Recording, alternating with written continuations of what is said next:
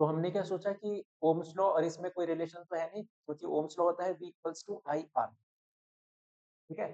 और बोल दिया कि असर्शन ठीक है, रीजन ठीक है, और आपस में इनका कोई कनेक्शन है नहीं। क्या ऐसा होगा? सोच लेते हैं थोड़ा सा। ओम्स लॉ क्या यही होता है? सोचना जरा, V equals to I R, क्या बस यही ओम्स लॉ है? नहीं, ओम्स लॉ स्केलर फॉर्म में होता है V equals to I R. Ohm's law एक और होता है, क्या? वेक्टर फॉर्म में। कैसे लिखते हैं उसको? J equals to sigma into E, ठीक है। वेक्टर फॉर्म जो होती है ओम्स लॉ की, वो होती है ये J equals to sigma into E, को भी ध्यान रखना। ओम्स लॉ एक होता है स्केलर फॉर्म में जो हम नॉर्मल पढ़ते हैं, V equals to I R, और एक होता है वेक्टर फॉर्म में J equals to sigma into E, ठीक है। ये भी ओम्स लॉ है। तो J और E आपस में प्रोपोर्शनल है, बिल्कुल ठीक बात है, ओम्स लॉ से दिख रहा है हमें, वही तो उसने बोला है। असर्शन भी ठीक, रीजन भी ठीक, ठीक है। और रीजन जो है करेक्ट एक्सप्लेनेशन है असर्शन की, क्योंकि J equal to sigma E है, दोनों आपस में प्रोपोर्शनल है, जिसकी वजह से क्या होगा? असर्शन ठीक, रीजन ठीक, और सब कुछ ठीक। क्लियर इतनी चीज? आगे बढ़े, चलो। एक क्वेश्चन से हमें देखो कितनी सारी चीज सीखने को मिली, और ये सारी चीजें ना जो बताता रहा हूँ मैं, उनको एक कॉपी पे अलग से नोट करके रखा करो, क्योंकि रिवीजन के टाइम पे काम आएंगे। और ये चीजें तुम भूल जाओगे तो सारे क्वेश्चन से इतने सारे एक साथ ध्यान नहीं रख पाओगे। तो जो भी चीजें मैं बताता रहा हूँ मेन मेन काम की, कि यहाँ मिस्टेक करोगे, ये फॉर्मूला याद करना है, ये वाला पॉइंट याद करना है, जो भी मैं बताता रहा हूँ एटलीस्ट उनको ना कॉपी पे लिखते रहो, ठीक है। तो अभी स्टार्टिंग में हर क्वेश्चन को थोड़ा ज़्यादा डिटेल में देखेंगे, और एक बार फिर हमारे सारे कॉन्सेप्ट्स वाइंड अप हो जाएँगे स्टार्टिंग के कुछ क्वेश्चंस में। उसके बाद फिर नेक्स्ट सेशन से थोड़ा स्पीड से चलेंगे, क्योंकि फिर उसमें कॉन्सेप्ट तो समझाने नहीं होगा मुझे, ठीक है? आ जाओ। Cell is connected across an external resistance and supplies इतना current and the external resistance is increased by 4. The current reduces to 0.2. Calculate the EMF and internal resistance of cell. चलो, EMF, इलेक्ट्रोमोटिव फोर्स, इसके बारे में कुछ बातें जान लें जल्दी से। इलेक्ट्रोमोटिव फोर्स क्या होता है? मैक्सिमम पोटेंशियल, किसी भी सर्किट का, किसी भी सेल का मैक्सिमम पोटेंशियल, ठीक है। या फिर बोल दो पोटेंशियल इन ओपन सर्किट। ये सीधी सी बात है, जब ओपन सर्किट होगा तो कोई करंट फ्लो नहीं होगा, तो बैटरी का वोल्टेज खर्च भी नहीं होगा, यानी कि वो मैक्सिमम होगा। पोटेंशियल इन ओपन सर्किट या मैक्सिमम पोटेंशियल, उसको बोलते हैं इलेक्ट्रोमोटिव फोर्स, ठीक है। फॉर्मूला क्या होता है इसका? E equals to V plus I R, या होता है E equals to V minus I R. कौन सा फॉर्मूला कहाँ पे लगेगा? सुनो, अगर तुम चार्ज कर रहे हो, चार्जिंग के लिए क्या होगा? चार्जिंग के लिए जो हमारा वोल्टेज होगा वो इंक्रीज होगा, ठीक है। और डिस्चार्जिंग के लिए हमारा वोल्टेज डिक्रीज होगा। बात समझ आई? वोल्टेज की बात कर रहा हूँ, देखो ऐसे लिख लो ना इसको, लो मैं ऐसे लिख देता हूँ ना, इसको ऐसे लिख लो वोल्टेज के टर्म्स में, ऐसे ज्यादा सही रहेगा, ठीक है। ठीक है, V को इधर किया और E को इधर किया, ये आ गया, ठीक। देखो, वोल्टेज जो है डिस्चार्जिंग में कम होता है, माइनस का साइन लगा दो। वोल्टेज जो है चार्जिंग में बढ़ता है, प्लस का साइन लगा दो। ईएमएफ में कुछ बढ़ेगा, यहाँ पे ईएमएफ में कुछ घटेगा, ठीक। कितना क्लियर फॉर्मूला? चलो, स्मॉल आर क्या है यहाँ पे? Internal resistance. बैटरी का अपना भी तो कुछ रेजिस्टेंस होता है। ऐसे मानो एक सर्किट है मेरे पास, ये रहा मेरे पास सर्किट, और इसमें क्या लगी है? बैटरी लगी है और एक रेजिस्टेंस, ठीक है। ये हो गई हमारी बैटरी, और ये हो गया हमारा एक्सटर्नल रेजिस्टेंस। एक्सटर्नल रेजिस्टेंस को हमेशा कैपिटल आर से डिनोट किया जाता है, और बैटरी के बगल में एक लिख दो स्मॉल आर, इसको डिनोट किया जाता है, ये रिप्रेजेंट करता है स्मॉल आर इंटरनल रेजिस्टेंस, ये बैटरी का ही रेजिस्टेंस है। उसको दिखाने के लिए हमने उसको साइड में बना दिया, ये कई बार यहाँ पे बना होता है, ये कई बार यहाँ बना होता है, ठीक है। तो ये सारा बैटरी का इंटरनल रेजिस्टेंस, ठीक। ट्रीट नॉर्मल रेजिस्टेंस की तरह करेंगे इसको, कोई इसमें अलग वो नहीं है कि ये नए टाइप का रेजिस्टेंस है, बस नाम चेंज किया और कुछ नहीं किया। इसका ईएमएफ ई और करंट इधर से आया, ठीक है। अब देखो जरा, यहाँ पे कुछ ग्राफ पूछे जाएंगे तुमसे। पहला ग्राफ, ई वर्सेस आर। क्या ईएमएफ को एक्सटर्नल रेजिस्टेंस से कोई फर्क पड़ेगा? कोई फर्क नहीं पड़ेगा। भाई ईएमएफ क्या है? जब सर्किट ओपन है तो पोटेंशियल जितना भी मैक्सिमम होगा उसको बोलेंगे ईएमएफ। तुमने सर्किट को ही ओपन कर दिया, करंट ही फ्लो नहीं होगा, रेजिस्टेंस का क्या काम यहाँ पे? बात समझ आ रही है? जब तुमने सर्किट को ही तोड़ दिया यहाँ से, ठीक है, तो रेजिस्टेंस का कोई काम नहीं बचेगा सर्किट में, कितना भी करते रहो उस वैल्यू को चेंज। तो रेजिस्टेंस कुछ भी हो, ईएमएफ हमारा रहेगा कांस्टेंट। सिंपल सा एकदम लॉजिकल ग्राफ। दूसरा, वी वर्सेस आई। तुम बोलोगे तो बहुत बढ़िया ग्राफ है, वी और आई के बीच में तो स्ट्रेट लाइन बनती है ना? वी और आई ओम्स लॉ पढ़ा है हमने, स्ट्रेट लाइन बना दो। ऐसा नहीं होगा, कैसी बातें कर रहे हो सर? यहाँ पर ओम्स लॉ ने इंटरनल रेजिस्टेंस के बारे में कोई इंफॉर्मेशन हमें नहीं दी, ठीक है? V equals to I R straight line में तब बनाऊंगा जब इंटरनल रेजिस्टेंस की बातें ना हो, ठीक है? V equals to I R से ग्राफ तब बनाएंगे जब इंटरनल रेजिस्टेंस की बात ना हो। अगर इंटरनल रेजिस्टेंस की बात हुई, फॉर्मूला क्या लगाएंगे? ये वाला, ठीक है? चार्जिंग का क्यों नहीं लगाया? जब तक क्वेश्चन में ना बोले बाय डिफॉल्ट हमेशा यूज करेंगे हम लोग डिस्चार्जिंग का फॉर्मूला, ठीक है?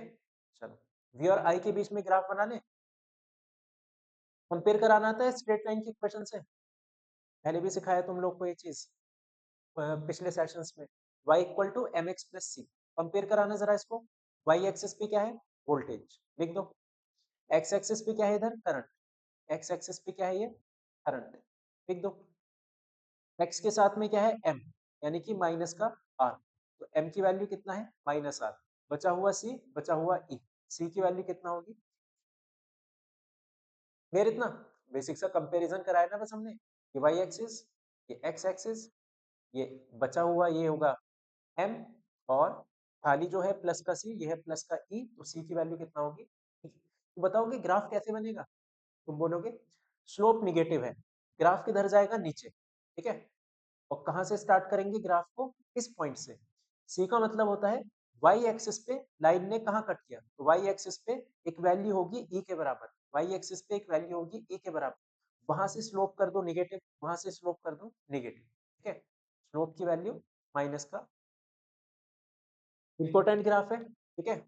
सी और ये स्लोप, ये दोनों चीज तुम्हें ध्यान रहनी चाहिए। नहीं ध्यान तो ये फॉर्मूला तो कॉमन सेंस है, मतलब बेसिक फॉर्मूला है इस टॉपिक का, v equals to e minus I are.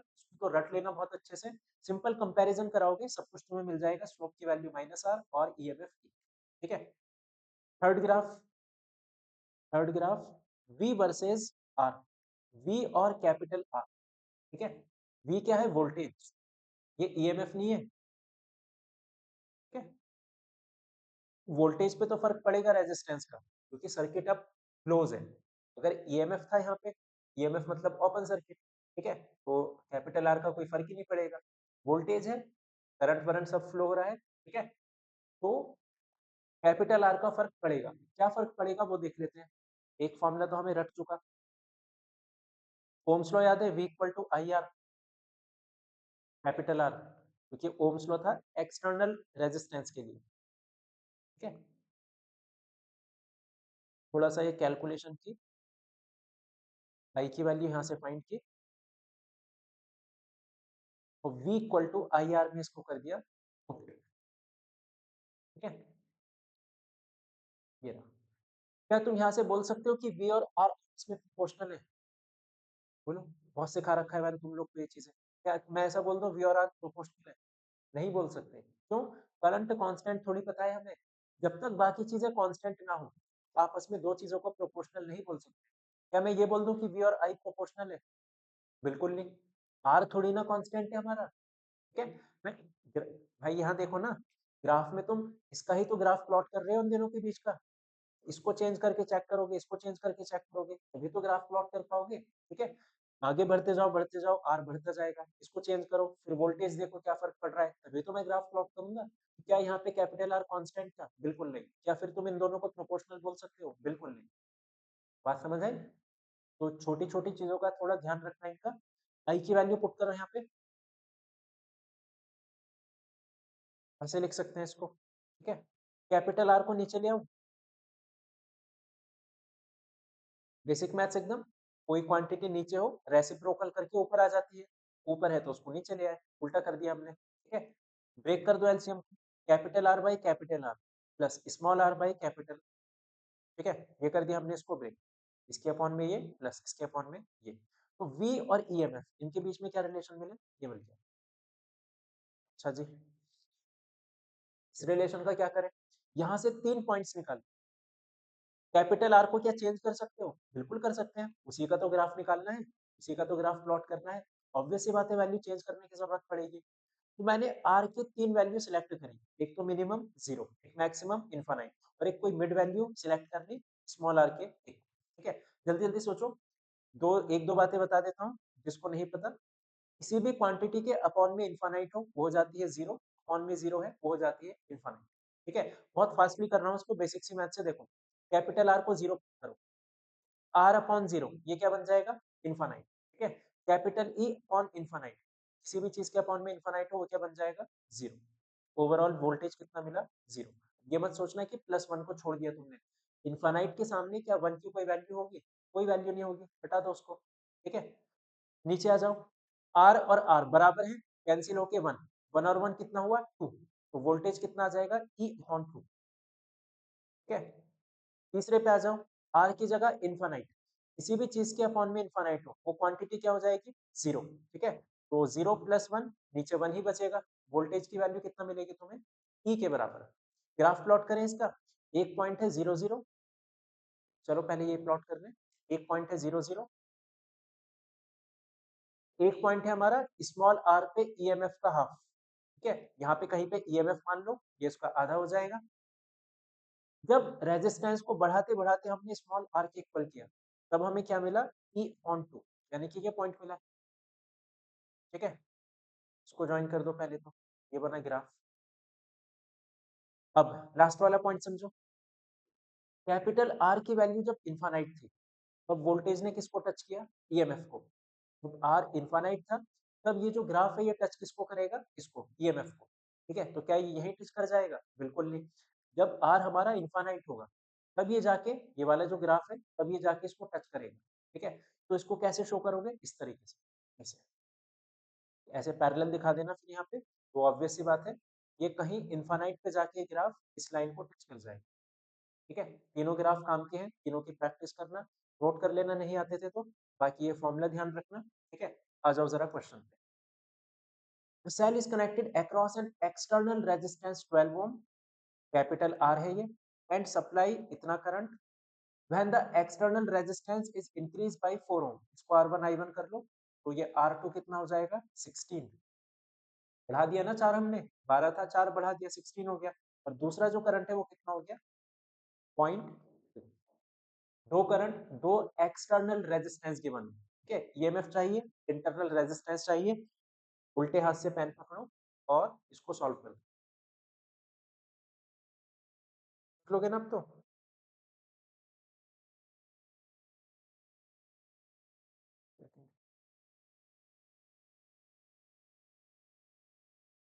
Try करना जरा जल्दी से।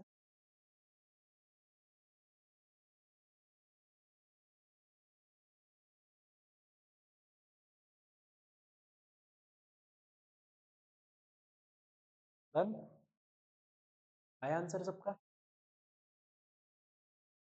ये कमेंट्स में ना कुछ डाउट वगैरह हो तो पूछ लिया करो, ठीक है। और सेशन का रिव्यू भी लिख दिया करो थोड़ा सा, तुम्हें कुछ समझ आया कि नहीं समझ आया, उससे मुझे पता चलता रहेगा। R1 है 12 ओम, करंट है 0.25, गलती से भी R2 को 4 ओम मत लिख देना, 4 ओम उसने इंक्रीज करने की बात की है, ठीक है। फॉर्मूला अपने हाथ में है, कौन से लगाएंगे, चार्जिंग का डिस्चार्जिंग का, बोला ही नहीं उसने क्वेश्चन में, नहीं बोला तो क्या करोगे, छोड़ दोगे, नहीं छोड़ेंगे, बाय डिफॉल्ट डिस्चार्जिंग का लेके चलेंगे, ठीक है। वी नहीं पता, ई नहीं पता, I1, I1 कितना है 0.25, स्मॉल आर भी नहीं पता, अच्छा वी नहीं पता तो क्या करोगे, ओम्स लॉ लगाएंगे, V equals to I R, I कितना है 0.25, आर कितना है 12,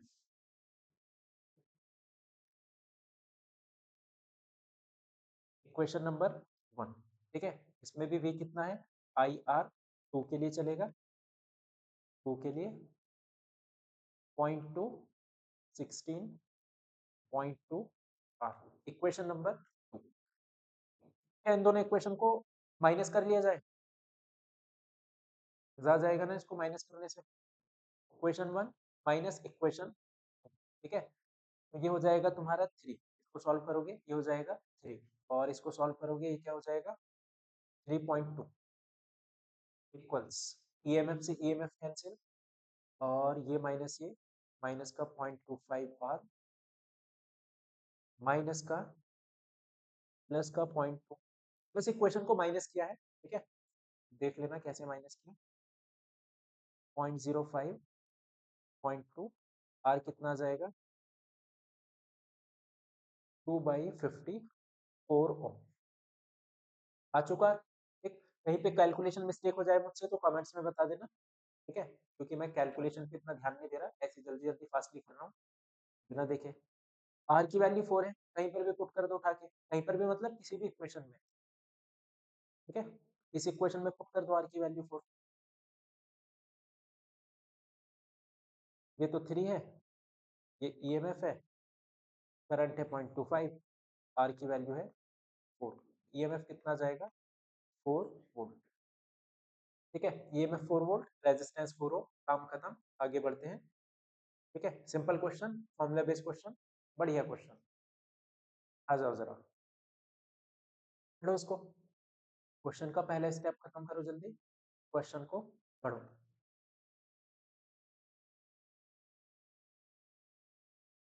अभी स्टार्टिंग के क्वेश्चन ऐसे रहेंगे, बहुत टाइम टाइम लेकर के पढ़ूंगा मैं, ठीक है, फिर नेक्स्ट सेशन से उसको थोड़ा सा फास्ट करेंगे, क्योंकि अभी कॉन्सेप्ट सिखाने यार तुम्हें बहुत सारे, एकदम ताजा ताजा चैप्टर हो, पता नहीं तुम्हारे दिमाग में क्या है, क्या पढ़ के आए हो, इतना तुम्हें याद है चैप्टर कुछ नहीं पता, तो मैं एकदम बेसिक से सब बता रहा हूँ, ठीक है, मतलब एकदम बेसिक से तो नहीं, खैर लो पढ़ा question. The radius of conducting wire A B uniformly decrease, पहले इतना बना ले, एक वायर है ए बी और उसकी जो रेडियस है कंटिन्यूसली डिक्रीज हो रही है, ठीक है, इस तरीके से बनाते हैं इसमें।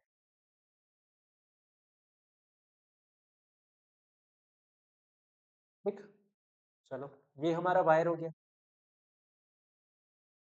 From its one end to another end, एक एंड है इसका ए, एक एंड है इसका बी, ठीक है, it is connected by battery, it is connected by battery,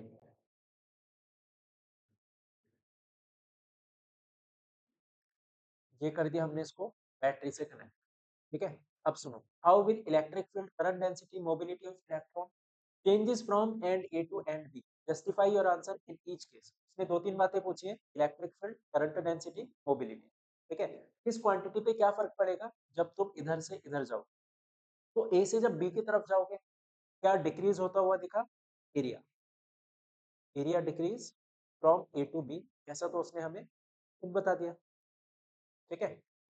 बात रही इलेक्ट्रिक फील्ड की, करंट डेंसिटी की और मोबिलिटी की, तो चेक कर लेते हैं जरा।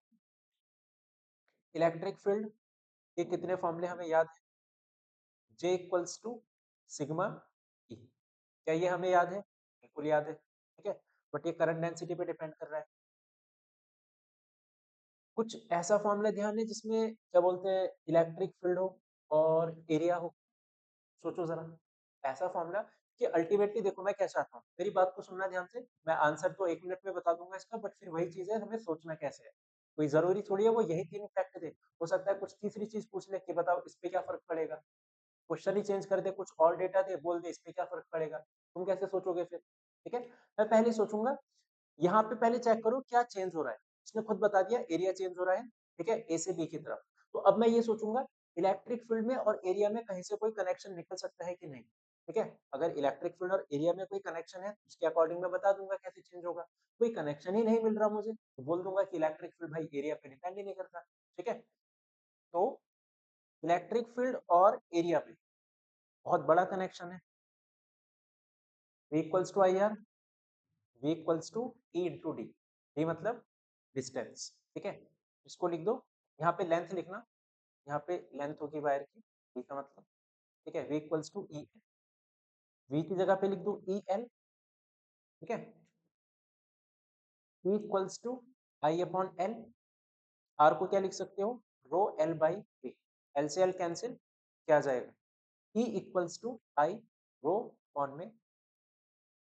वहां तक बताओ क्लियर क्या?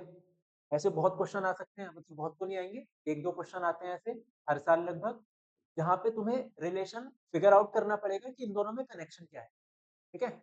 तो ये पहला क्वेश्चन है, भी आगे बहुत सारे करेंगे, तो धीरे धीरे तुम्हारा थॉट इसमें बन जाएगा कैसे करना, ठीक है। तो मैंने इलेक्ट्रिक फील्ड और एरिया में रिलेशन तो निकाल दिया, ये होता है। क्या मैं इसको बोल दूं कि ई और ए आपस में प्रोपोर्शनल है, सॉरी आपस में इनवर्सली प्रोपोर्शनल है? कभी नहीं बोल सकते, क्यों, आई और रो, पहले मैं इस चीज पे कंफर्म हो जाऊं क्या ये कांस्टेंट है कि नहीं, ठीक है। सीरीज कनेक्शन है तो करंट तो कांस्टेंट होगा, करंट तो हमारा कांस्टेंट है क्योंकि वायर कनेक्ट है सीधा सीधा बैटरी के साथ सीरीज में, ठीक है, तो जो बैटरी से करंट निकला वही वायर से जाएगा आगे। करंट तो हमारा कांस्टेंट है। क्या रो कांस्टेंट है, रो मतलब रेजिस्टिविटी बिल्कुल कांस्टेंट है, क्यों, रो डिपेंड करती है वायर के नेचर पे, वायर किस मटेरियल से बना है, ठीक है। मटेरियल थोड़ी चेंज किया हम लोगों ने, पूरा वायर मान लिया कॉपर से बना है, पूरा वायर एल्यूमिनियम से बना है, ऐसा थोड़ी आधा किसी और से बना, आधा किसी और से बना, ठीक है। रो भी कांस्टेंट है हमारा, करंट भी कांस्टेंट है। अब क्या मैं बोल सकता हूँ कि ई और ये इनवर्सली प्रोपोर्शनल है, अब हम बोल सकते हैं, ठीक है। हर बार क्रॉस चेक जरूर कर लेना, वरना बोर्ड वाला तुम्हें ट्रैप करेगा ऐसी छोटी छोटी चीज में। ऐसे क्वेश्चन भी हमने किए हैं जहाँ पे ये चीज कांस्टेंट नहीं थी, ठीक है। याद आ रहा है वो कैपेसिटेंस और डाइलेक्ट्रिक में था ऐसा क्वेश्चन, हम सीधा नहीं बोल सकते थे कि ये इनवर्सली प्रोपोर्शनल है या डायरेक्टली प्रोपोर्शनल है। तो इन चीजों में थोड़ा सावधान रहना, सतर्क रहना, ठीक है। पहला आंसर तो मुझे मिल चुका, एरिया कम हुआ तो इलेक्ट्रिक फील्ड पे क्या फर्क पड़ेगा, इंक्रीज होगा, क्लियर पहला। आ जाओ जरा दूसरे पे, करंट डेंसिटी पे क्या फर्क पड़ेगा, current density J equals to sigma into E होता है। क्या सिग्मा कांस्टेंट है, बिल्कुल कांस्टेंट है। सिग्मा होता क्या है, वन अपॉन रो, रेजिस्टिविटी का उल्टा, सिग्मा को बोलते क्या है, कंडक्टिविटी, ठीक है। तो जब रेजिस्टिविटी फिक्स है तो ऑब्वियस सी बात है उसका उल्टा कर दो, कंडक्टिविटी भी फिक्स होगी, ठीक है। यहाँ से चेक कर लो, इलेक्ट्रिक फील्ड इंक्रीज हुआ, जे पे करंट डेंसिटी पे क्या फर्क पड़ेगा, वो भी इंक्रीज हो जाएगी। तीसरे पे आ जाओ, तीसरा उसने पूछा है मोबिलिटी, ये मोबिलिटी क्या होती है पहले वो देखो, लिखते चलना यार सारी चीजें जो भी तुम्हें इंपॉर्टेंट दिख रही हो या लग रहा हो कि बाद में हम बोल सकते हैं रिवीजन की जरूरत है, ठीक है। और ये जो की पॉइंट्स है तो सारे एटलीस्ट लिखते ही रहना। मोबिलिटी देखो, म्यू से इसको डिनोट करते हैं, फॉर्मूला इसका drift velocity upon electric field, electric field लगाने से इलेक्ट्रॉन या जो भी चार्ज है कितना वो मूव करेगा, कितना ड्रिफ्ट होगा, ठीक है, उसको बोलते हैं मोबिलिटी। इससे पता चलता है कौन सा पार्टिकल कितना स्मूथली मूव कर सकता है। हमने इलेक्ट्रिक फील्ड लगाया, उसकी वेलोसिटी कम है लेकिन, ठीक है, मान लिया हमने बहुत ज्यादा इलेक्ट्रिक फील्ड लगाया लेकिन वेलोसिटी कम है इलेक्ट्रॉन की, यानी कि उसकी मोबिलिटी कम है, ठीक है, वो चाहता ही नहीं है कि मैं मूव करूं। तुमने इलेक्ट्रिक फील्ड कम लगाया तो बहुत तेजी से भाग गया इलेक्ट्रॉन, इसका मतलब उसकी मोबिलिटी बहुत बढ़िया है, ठीक है। समझ गए ना मोबिलिटी का मतलब, ड्रिफ्ट वेलोसिटी अपॉन में इलेक्ट्रिक फील्ड। फॉर्मूला क्या होना चाहिए इसका, फॉर्मूला तो नहीं याद हमें, आपने बताया भी नहीं, क्या बना पाओगे फॉर्मूले को, बिल्कुल बना पाएंगे, कैसे, वीडी का फॉर्मूला हमें पता है, VD equals to E E tau on M, Q E tau on M. ये तैयार ना यार, ये फॉर्मूला कहाँ सोच रहे हो, मेरा ई टॉ अपॉन में टॉ क्या है, रिलैक्सेशन टाइम। क्या ये फिक्स होता है हर मटेरियल के लिए, बिल्कुल, relaxation time is fixed at a temperature, temperature change करोगे तो ये चेंज होगा, आगे पढ़ेंगे कैसे, ठीक है, वरना वैसे ये चेंज नहीं होगा। बाकी तो इलेक्ट्रॉन का चार्ज फिक्स है, मास फिक्स है, सब कुछ फिक्स है। क्या ड्रिफ्ट वेलोसिटी हमारी चेंज होगी, बिल्कुल चेंज नहीं होगी, ड्रिफ्ट वेलोसिटी क्या रहेगी, कांस्टेंट, ठीक है। अब मैं तुम्हारे सोचने का तरीका बता दूं, तुम कैसे सोचते हो इसको एग्जाम में, और जो चीज तुम्हें नहीं करनी, जो हमें नहीं करना हमें वो भी सीखना है, ठीक है। हमें ये नहीं करना, हमें जल्दबाजी नहीं करनी पहली चीज तो, ठीक है। ड्रिफ्ट वेलोसिटी का एक्चुअल में फॉर्मूला वीडी अपॉन ई। तुम तुरंत क्या सोचोगे कि इलेक्ट्रिक फील्ड बढ़ा, देखो यहीं पे आ गया एग्जांपल जब मैं तुम्हें ऊपर सिखा रहा था, इलेक्ट्रिक फील्ड बढ़ा, इलेक्ट्रिक फील्ड बढ़ा तो ये कम हो जाएगा, ये तो सोचोगे ना तुम कि भाई इनवर्सली प्रोपोर्शनल है, इसको बढ़ा दो ये कम कर दो। बोर्ड वाले को पता है ये बात, तो वह यहीं पे ट्रैप कर लेगा, ठीक है। इलेक्ट्रिक फील्ड बढ़ा ये कम होगा, ऐसा तभी होगा जब वेलोसिटी कांस्टेंट हो, किसी डॉक्टर ने बता दिया तुम्हें यहाँ पे कि भाई वेलोसिटी कांस्टेंट है? नहीं बताया किसी ने हमें, ठीक है? तो इसका तो मुझे कुछ आइडिया ही नहीं। अभी इसका भी देखते हैं, चलो ये बता रहा हूँ, इस पे क्या फ़र्क पड़ेगा। जब तक मैं ये श्योर ना हो जाऊँ कि ये चीज़ फिक्स है, 100% फिक्स है ये, तब तक मैं नहीं बोल सकता कि आपस में इनवर्सली प्रोपोर्शनल है। मैं नहीं बोल सकता कि इसको बढ़ाने से ये कम होगा, ठीक है? मुझे कुछ और सोचना पड़ेगा। मैंने कुछ और सोचा, उसके हिसाब से आंसर क्या आया? कांस्टेंट। तुम एग्जाम में कैसे सोचोगे ये सारी चीजें? एग्जाम में नहीं सोचनी है सारी चीजें, सब अभी सोचो। एग्जाम से पहले जो तैयारी का टाइम मिल रहा है, वो इसीलिए मिल रहा है तुम लोग को कि तुम सोचने की आदत डालो ये सारी चीजें, ठीक है? जो जो क्वेश्चंस एग्जाम में बन सकते हैं या जो पूछे जा चुके हैं, उसके बेस पर तुम्हें सब कुछ पहले से ही पता होना चाहिए। तुम एग्जाम में बैठ के इतना सब दिमाग नहीं लगाओगे। एग्जाम में सिर्फ जाके लिखना होता है, हमें सोचना नहीं होता, ठीक है? चलो, ये क्लियर? ड्रिफ्ट वेलोसिटी कांस्टेंट रहेगी।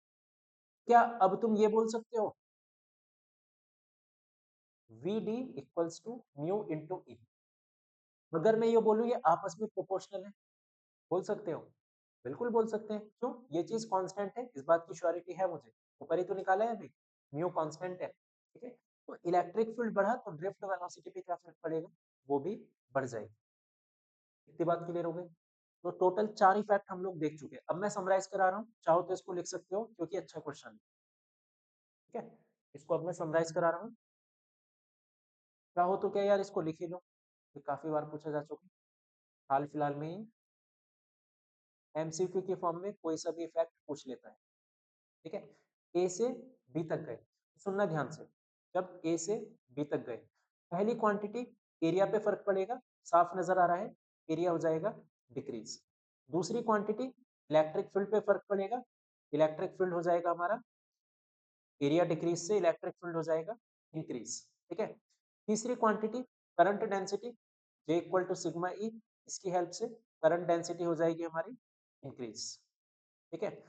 Fourth quantity mobility, V D upon में ई, और इसका फॉर्मूला ई पाव अपॉन में एम। तो ये रहेगी हमारी कांस्टेंट। चौथी क्वांटिटी, चौथी नहीं, पांचवी क्वांटिटी ड्रिफ्ट वेलोसिटी, ये हो जाएगी हमारी इंक्रीज, ठीक है? क्लास 11th में याद भी होगा, तुम लोग पढ़ते थे ना वो पाइप वाला, ऐसे कि अगर पाइप को, ये पानी फ्लो हो रहा है स्ट्रीम लाइन, क्लास 11th की बात है ये, कि पानी फ्लो हो रहा है किसी पाइप में, तो अगर एरिया कम करोगे तो तेजी से फ्लो होगा, ठीक है? और क्लास 11 छोड़े तो कॉमन सेंस है ना, पाइप को आगे से दबा दोगे, पानी की धार तेज हो जाती है, ऐसा ही होता है ना?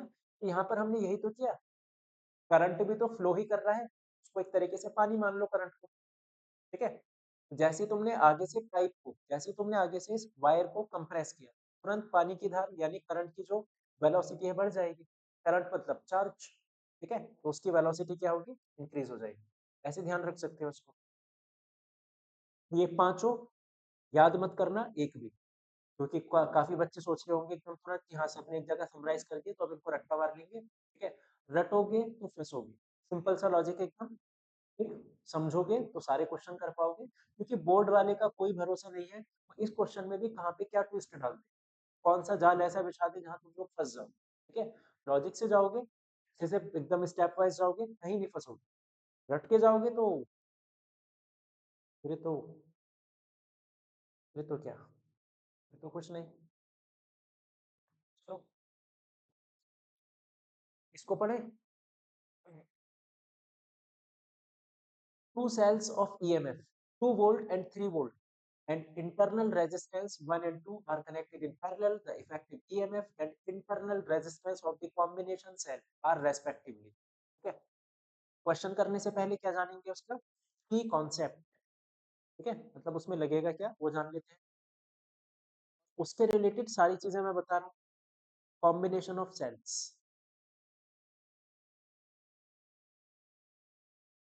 यार कभी भी इन पीवाईक्यू सेशन को एक साथ मत देखा करो, बिंज वॉच मत कर लेना, ठीक है? पता चले एकदम अचानक से प्री बोर्ड वगैरह सर पे आ जाए, सोचो कि क्या क्वेश्चन करें, याद आए कि पीवाईक्यू सीरीज पढ़ी है मेरी, उठाया कोई सेशन, देख डाला उसको 4-5 घंटे का, तो देखने से कुछ नहीं होगा, ठीक है? जब तक बाई हैंड खुद से प्रैक्टिस नहीं करोगे, मेरे बताने के बाद बिल्कुल मेरी ही तरीके से उस क्वेश्चन को सोचो, तब जा करके कुछ बेनिफिट मिलेगा, वरना देखने का कोई फायदा नहीं।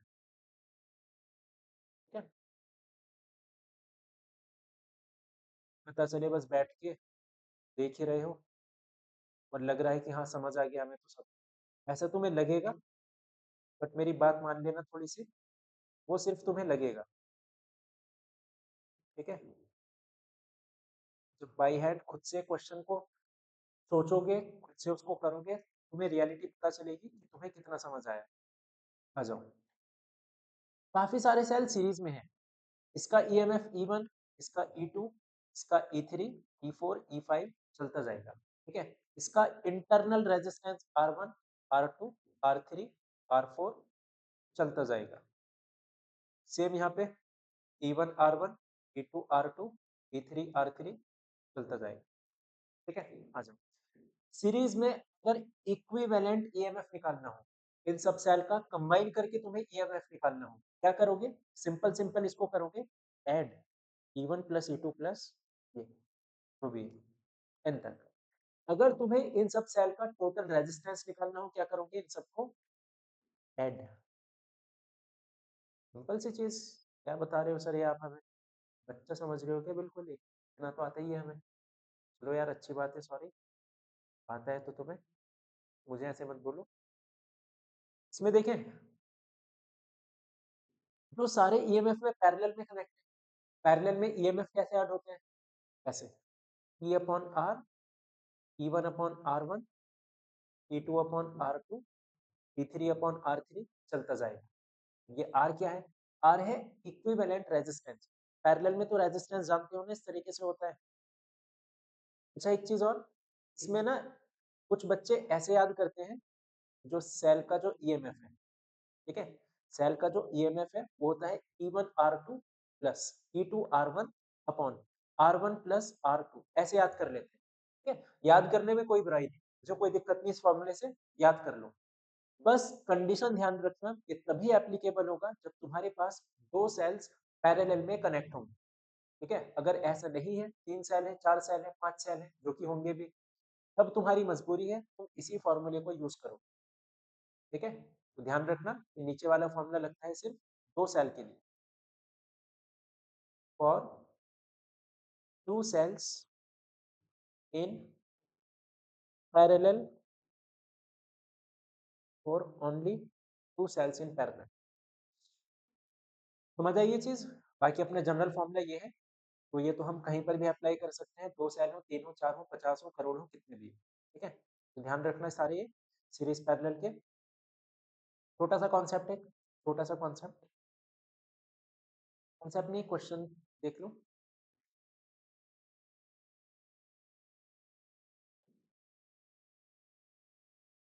कनेक्शन का खास ध्यान रखना, ये 10 वोल्ट का, 10 वोल्ट का, 10 volt, 10 volt, 10 volt, 10 volt. Net EMF कितना होगा? कैसी बातें कर रहे हो सर, वीडियो स्किप कर देते हैं, हम नहीं सुन रहे क्वेश्चन, बच्चों वाला क्वेश्चन है। सुन लो सुन लो सुन लो, 2 मिनट सुन लो बस। देखो, 6 सेल्स सीरीज में कनेक्ट है, नेट ईएमएफ पूछूं क्या करोगे? सबको ऐड करोगे, 7 वोल्ट। कोई दिक्कत यहाँ तक? कोई दिक्कत नहीं। क्वेश्चन को ट्विस्ट किया जाए थोड़ा सा, बिल्कुल किया जाए, उसी में तो मजा है। अगर मैं किसी एक सेल के कनेक्शन को उल्टा कर दूं, उल्टा कर दो इसको, अब बताना जरा ईएमएफ कितना होगा? ओ हो, ये क्या कर दिया, हम तो स्किप करने वाले थे वीडियो।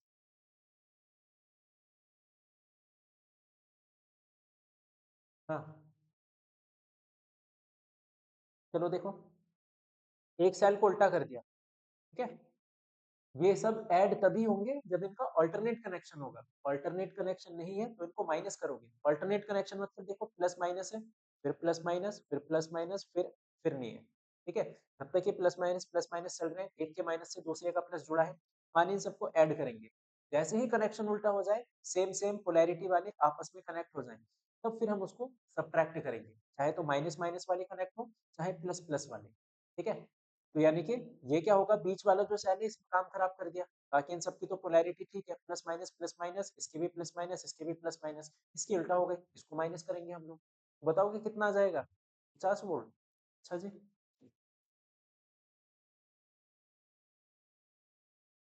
40 वोल्ट नहीं आएगा आंसर, ठीक है। भाई तुमने एक सेल को उल्टा किया, -10 हो गया।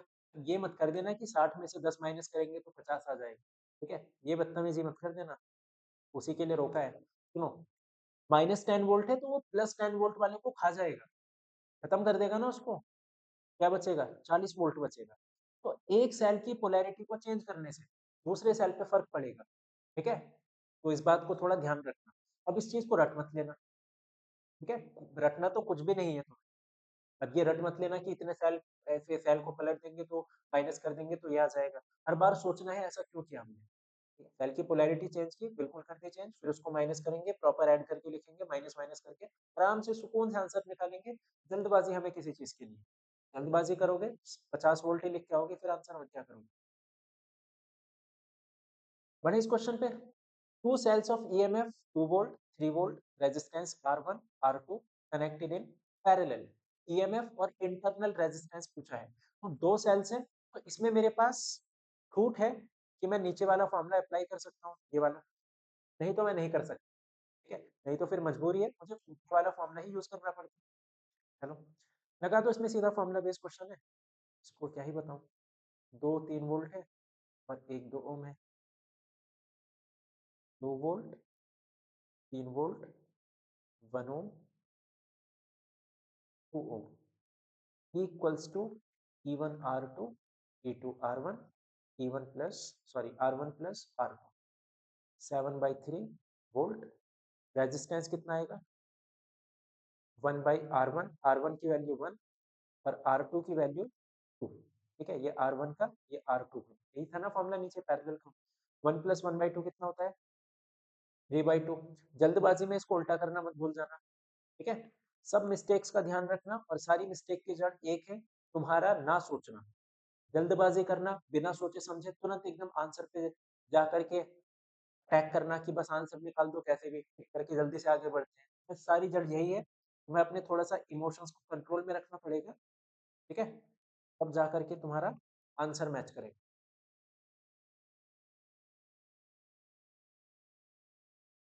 पावर वाले अभी बात नहीं करें, स्किप लिख देता हूँ इस पे। पावर वाले भी एक साथ करते हैं बाद में, पहले ड्रिफ्ट वेलोसिटी वगैरह के खत्म कर ले। चलो, पढ़ो, समझो, सोचो, फिर करो, ठीक है? हमारा क्या होता है, क्वेश्चन देखा करने लगे, क्या करना है पता ही नहीं। अरे भाई, पढ़ लो उसको पहले आराम से, समझ लो उसको, सोच लो उसको, तब थोड़ा पेन उठाना, तब उसको करना स्टार्ट करना। Two conducting wire of same material having radius r and r/2 flowing current through them I and 2I, find the ratio of drift velocity of electron। Drift velocity का रेशो पूछा है। Drift velocity का कितने फॉर्मूले याद है हमें? दो, एक ये और एक ये। क्वेश्चन पढ़ के क्या दिख रहा है, कौन सा फॉर्मूला यूज होना चाहिए? दूसरा। क्यों? करंट और रेडियस की बात कर रहा है, इसी फॉर्मूले में है। क्या निकाल सकते हो फिर ड्रिफ्ट वेलोसिटी? ऑब्वियसली। क्या प्रॉब्लम है इसमें? ये रही ड्रिफ्ट वेलोसिटी। बट उसने तो रेशो पूछा है, तो बात मान लो उसकी भी बेचारे की, पूछता ही रहता है कुछ ना कुछ वो।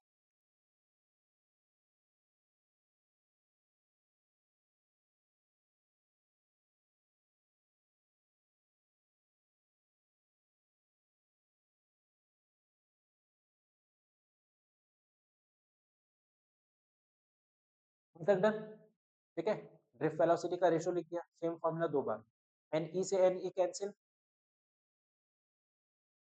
को घुमा करके ऊपर ले जाएं, I1/A1 A2/I2, ये ऊपर आ जाएगा ना, ठीक है?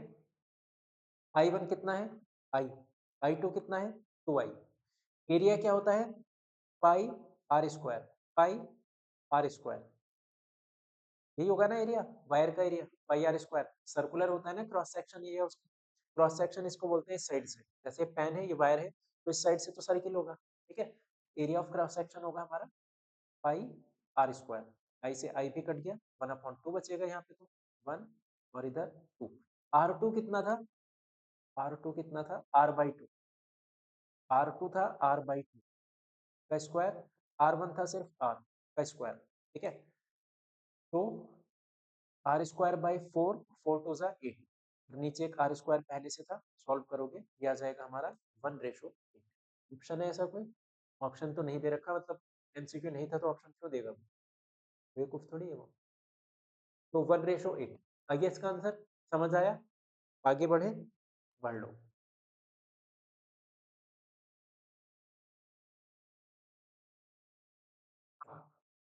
करोगे इसको ट्राई?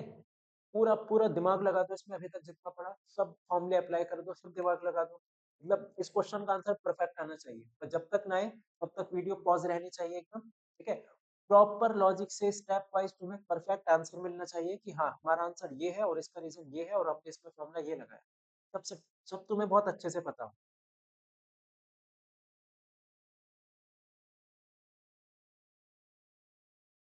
पहली चीज, मोबिलिटी को डिफाइन करने को बोला है, simple, drift velocity per unit electric field, यही इसकी डेफिनेशन है। Drift velocity per unit electric field is known as mobility, ठीक है? एसआई यूनिट क्या होगी इसकी? एसआई यूनिट हो जाएगी इसकी, एसआई यूनिट मीटर स्क्वायर पर वोल्ट पर सेकंड। कैसे पता चलिए आपको? भाई वेलोसिटी की क्या होती है? मीटर पर सेकंड। इलेक्ट्रिक फील्ड की क्या होती है? वोल्ट पर मीटर, ठीक है? तो ये हो गया पर वोल्ट पर सेकंड, और ये ऊपर जाके मीटर का स्क्वायर हो गया।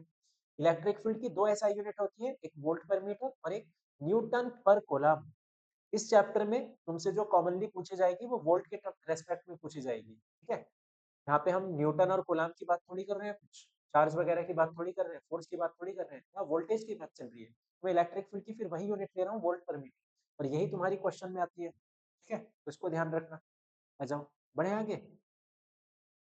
क्या बोला है उसने? How does the mobility of electron in a metal change when temperature is decrease with constant potential difference? Temperature को डिक्रीज किया कांस्टेंट पोटेंशियल रख के। ये होता है ड्रिफ्ट वेलोसिटी का फॉर्मूला। कोई शक? इतना सा भी नहीं? चलो, टेम्परेचर को कम किया। टेम्परेचर कम करने से क्या होगा? टेम्परेचर कम करने से रिलैक्सेशन टाइम बढ़ जाता है। टेम्परेचर कम करने से रिलैक्सेशन टाइम बढ़ जाएगा। कैसे ध्यान रखेंगे इसमें? लॉजिकल है। कैसे लॉजिकल है, सुनो। जितना डिटेल में, जितना क्लैरिटी के साथ तुम्हें हर चीज पता होगी, उतना तुम्हें समझना बहुत आसान होगा। एक एक चीज की सिर्फ क्लैरिटी रखो, और कुछ मैं डिमांड नहीं कर रहा तुमसे इस सेशन में, सिर्फ क्लैरिटी रखो, ठीक है?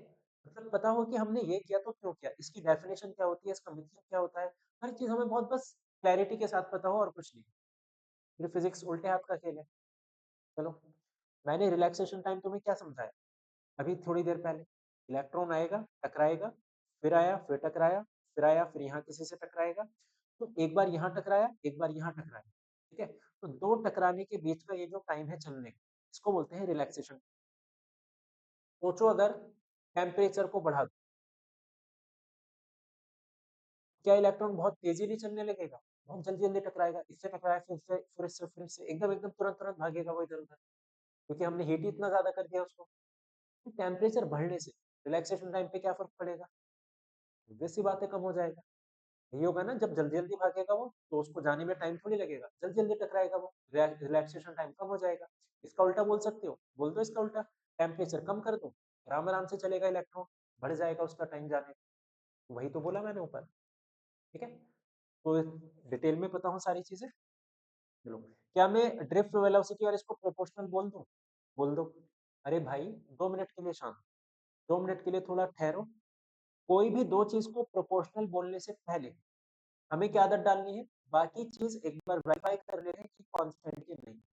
इलेक्ट्रॉन का मास कांस्टेंट बिल्कुल है, इलेक्ट्रॉन का चार्ज कांस्टेंट है बिल्कुल है। क्या अब मैं इसको बोल दूं ड्रिफ्ट वेलोसिटी और ये सॉरी मोबिलिटी और रिलैक्सेशन टाइम प्रोपोर्शनल है? अब मैं बोल सकता हूँ क्योंकि अब मैं श्योर हूँ बाकी सब कांस्टेंट है, ठीक है?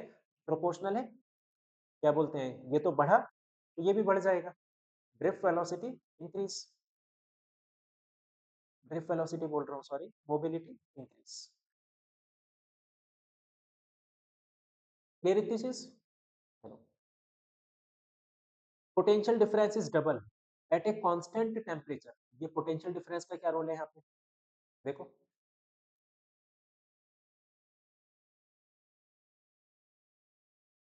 इसको ऐसे लिख सकते हो,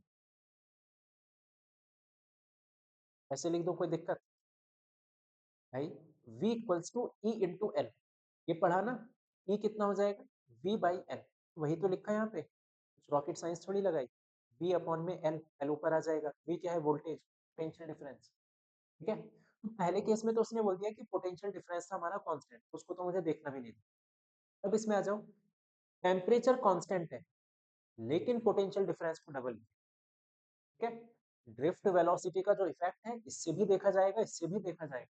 देखना तुम्हें है कि किससे तुम्हारे लिए मतलब जो डेटा है उसके हिसाब से तुम कौन सा फॉर्मूला अप्लाई करोगे। पहले केस में सुनो, अगर उसने बोला है कि कांस्टेंट वोल्टेज है और टेम्परेचर को उसने कम किया, क्या तुम इस फॉर्मूले से देख करके कुछ बता सकते थे? हम कुछ नहीं बता सकते, इस फॉर्मूले से देख के मैं कुछ नहीं बता सकता, ठीक है। या अगर बता भी पाएंगे, देखो इस फॉर्मूले से बता देता हूँ एक बार, थोड़ा सोचना तुम लोग भी। उसने बोल दिया वोल्टेज हमारा कांस्टेंट है, पहले केस की बात कर रहा हूँ, वोल्टेज कांस्टेंट है, लेंथ तो वैसे ही कांस्टेंट होती है, और टेम्परेचर उसने बढ़ा दिया।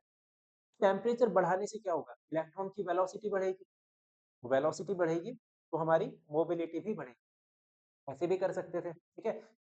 इससे देखने की कोशिश की, इससे तो कुछ नहीं दिख रहा, इसमें तो वोल्टेज ही नहीं था, ठीक है। फिर बताया ना स्टार्टिंग में, हमें नए नए फॉर्मूले डेवलप करने पड़ेंगे। यहाँ तो कहीं पे कोई वोल्टेज ही नहीं दिख रहा मुझे, वोल्टेज का डेवलप करना पड़ेगा। कैसे? इसी की वैल्यू रखनी पड़ेगी, मुझे इसकी याद थी, वैल्यू रखी, आइए इसमें वोल्टेज देख लो इसका, ठीक है। आ जाओ सेकंड वाले पे आए, applied potential difference is double, potential difference को डबल किया। अगर पोटेंशियल डिफरेंस को हम डबल करें, ठीक है, क्या मैं बोल दूं कि ये दोनों प्रोपोर्शनल है? नहीं है। क्या बोल सकता हूँ इनवर्सली प्रोपोर्शनल है? अभी नहीं, अभी नहीं, अभी नहीं। क्यों? अभी ठहरेंगे हम, क्यों ठहरेंगे? क्रॉस चेक कर लेते हैं ना, किस बात की जल्दी आ रही है। लेंथ कांस्टेंट है, बिल्कुल कांस्टेंट है। ड्रिफ्ट वेलोसिटी क्या कांस्टेंट है? सोचो, क्या ड्रिफ्ट वेलोसिटी कांस्टेंट दे रखी है उसने कहीं पे? दे रखी है, कहाँ दे रखी है? ये लिखा, टेम्परेचर कांस्टेंट, ना इलेक्ट्रॉन की एनर्जी बढ़ेगी ना घटेगी, ना उनकी वेलोसिटी बढ़ेगी ना घटेगी, ड्रिफ्ट वेलोसिटी भी कांस्टेंट है। यानी कि मैं इन दोनों को इनवर्सली प्रोपोर्शनल बोल सकता हूँ। तो अगर वोल्टेज को डबल करोगे तो मोबिलिटी हमारी हाफ हो जाएगी। If voltage double, mobility half, ठीक है। तो ये लिखने के पीछे का रीजन बहुत बड़ा है, आई होप सब लोग समझ चुके होंगे, क्योंकि अगर वो ये नहीं लिखता, मैं चाह कर भी नहीं बोल सकता था कि वो दोनों क्वांटिटी आपस में प्रोपोर्शनल है या इनवर्सली प्रोपोर्शनल, ठीक है। उसकी मजबूरी है, लिखना ही पड़ेगा उसको, कांस्टेंट पोटेंशियल डिफरेंस है। अगर वो ये नहीं लिखेगा फिर इसका क्या बोलते हैं, फिर इसमें हम लोग एक आंसर नहीं बता सकते थे, फिर इसके मल्टीपल आंसर पॉसिबल थे, कोई कांस्टेंट टेम्परेचर लेके चलता, कोई कांस्टेंट टेम्परेचर नहीं लेके चलता, ठीक है। तो इन चीजों का, ये जो वर्ड्स गिवन होते हैं ना, थोड़ा सा इनको डिटेल में सोचने की आदत डालो कि ये क्यों गिवन है, कैसे गिवन है, इनको सोचेंगे कैसे, लॉजिक में कहाँ अप्लाई करेंगे, थोड़े एफर्ट लगेंगे, एफर्ट लगाओ। बिना एफर्ट के थोड़ी ना आ जाएंगे मार्क्स, क्या आ जाएंगे बिना एफर्ट के? हमारे तो आ जाते हैं सर जी। कैसे आ जाते हैं? चीटिंग करके, तो ला सकते हो वैसे भी, अगर चीटिंग करके ला सकते हो मार्क्स तो ले आओ, ठीक है। बाकी जो बच्चे चीटिंग नहीं करते, वो जरा थोड़ा दिमाग लगाना।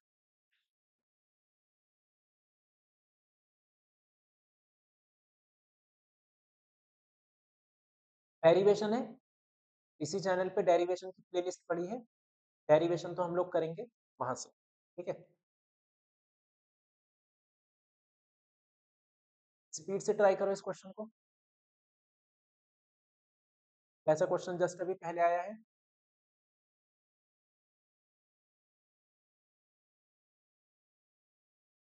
जल्दी एकदम स्पीड से कर दो।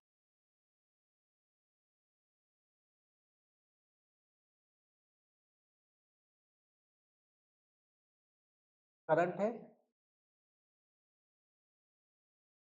V equals to I R, ऐसे लिखते हो ना, इसकी कैलकुलेशन कर देता हूँ मैं, आंसर निकाल देते हैं, ठीक है। और इसके बाद बाकी के कॉन्सेप्ट करते हैं हम लोग नेक्स्ट सेशन में, ठीक है। थोड़े ज्यादा सेशंस रहेंगे यार इसके, तो देखने तो पड़ेंगे सारे, अगर कुछ करना है तो। करंट है 0.3, रेजिस्टेंस है दूसरा 7, करंट है 0.3, आर हमें निकालना है इक्वेशन, ठीक है। दो इक्वेशन बनी हमारी, इन दोनों को माइनस करेंगे हम लोग, 9 टू ज़ा 80, 1.8, 7 3 ज़ा 21, 2.1, ई से ई कैंसिल हो जाएगा, माइनस किया हम लोगों ने, और माइनस का 0.9 आर, माइनस माइनस प्लस हो जाएगा 0.3, 0.6 आर। यार कैलकुलेशन तो कर लोगे ना, इसमें तो मुझे नहीं लगता कोई दिक्कत आनी चाहिए किसी को, बेसिक कैलकुलेशन एकदम। आर आ जाएगा 1/2। एक बार आर 1/2 आ जाए, पहली दूसरी कोई भी इक्वेशन में पुट कर दो उसको, 1.8 इक्वल्स टू 0.9 का हाफ, ठीक है। तो ईएमएफ आ जाएगा हमारा 1.8 प्लस 0.45, 1.225 वोल्ट है ये। बस सिंपल कैलकुलेशन है, बस फास्टली कर दिया मैंने, कॉन्सेप्ट लॉजिक फॉर्मूले ये सब तो पता ही है तुम्हें। 2.25 और हाफ। क्या पूछा है? रेजिस्टेंस पूछा है, हाफ। हाफ कहाँ है? ये रहा ना, 0. ठीक है, ये मत कर देना 1.2, वो माइंड में एग्जाम में प्रेशर में कुछ दिखता नहीं है, 1/2 1.2 सेम ही लगता है, थोड़ा सुकून से करना। ठीक है, चलो इस सेशन के लिए इतना ही है।